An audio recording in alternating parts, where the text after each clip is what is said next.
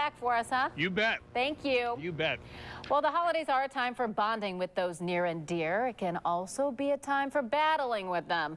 From traveling to see relatives to hosting them to managing blended families, there can certainly be a lot of issues. Here to offer expert advice on how to make sure the holidays are full of cheer and not tears is Dr. E. Dr. E, good morning. Good morning. Great to see you. Now, first of all, the thing that can start stress right off the bat is deciding which family members you're going to spend the holidays with. Right. Are you going to go, if you're married, do you go with his family? Do you go with her family? Do you spend Thanksgiving with one and maybe Christmas with the other? How do you even manage that first decision? Well, I think when it comes down to everybody wants equity and balance. You know, we want things to feel fair and we want things to, you know, everybody to feel happy. We can't make everybody happy. So I think it's a good idea if you do discuss with other family and see what plans are. Are there things that may or may not happen one year that will happen another or won't happen another year? So try to make that fair and balanced out and spend time equally. That sure makes sense. Now, say that you do decide to travel for the holidays. You're going to relatives' home. You need to set expectations very realistically and have a lot of discussions before you even travel. Exactly. I think that's one thing that helps defray a lot of conflict is if you can talk with your kids and make sure that your kids and you and your spouse understand maybe this is how this relative might be, and if this happens and do this, and make sure you say, well, we might not have time to play this or watch this TV show, so just plan for that and know that we are going to be spending time with family, and the most important thing is that quality time with them when we're with them at their house. Okay, but how about planning the family time once you're all together?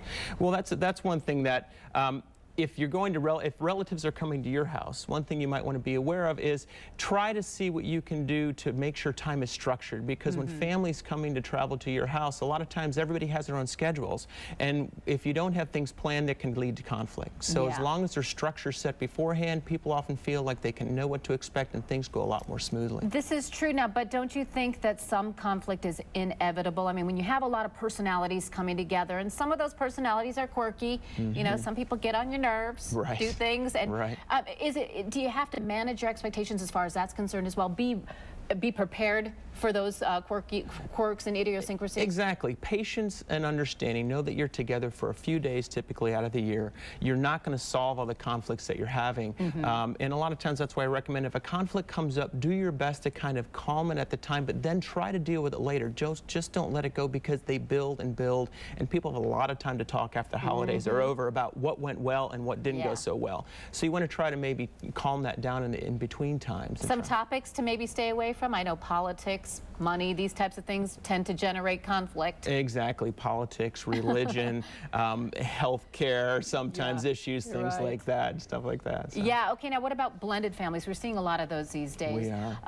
How do you suggest that people kind of bring everyone together and make that a smooth blending, if you will? Well, you got to be aware of the egos. You know, everybody has an ego, and when you get into blended families, often there's a lot of fear about, is this person going to like me or that going to like me? And there's a lot on the line there. So if there's not a lot of history and there's a newly blended family, sometimes people don't know how to relate to people. So feel people out, get to know them, respect their space, and also deserve respect in return. Because if people start to set a pattern where you allow yourself to be treated disrespectfully, it's going to be hard to reset that pattern unless there's a big conflict to say, this is my territory, you know. So they can be really tough. Pack your patience for the holidays and your sense of understanding. Exactly. Right? Exactly. Thank you so much, Dr. E. You have a spaghetti dinner coming up. Yes, we do. Special Needs Schools of Gwinnett. We'll be having a spaghetti dinner tomorrow night from 6 to 9 at the Gwinnett Environmental Heritage Center in Beaufort. We'd love to have everybody there. Excellent. Sounds like a very worthy cause. It is. Thank you so much. You can find out more from Dr. Erik by logging on to myfoxatlanta.com. The Good Day guest info is listed under the Scene on TV section. 7:58 is your time. After